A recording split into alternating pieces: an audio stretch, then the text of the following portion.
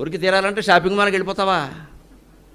మొన్న ఎవరినో ఇంటర్వ్యూ చేస్తుంటే చూశాను, ఏదో పత్రికలు వచ్చింది, నీకు హాబీస్ ఏమిటమ్మా అంటే షాపింగ్. అయిపోయి షాపింగ్ హాబీయా? ఇదేమిటి? అదేమన్నా చదువా, ఆట? షాపింగ్ హాబీ ఏమిటమ్మా? సర్వనాశనం అయిపోం. షాపింగ్ హాబీయా? హాబీ కోసం వస్తువులు కొంటారా అండి? ఇదేమి దరిద్రం.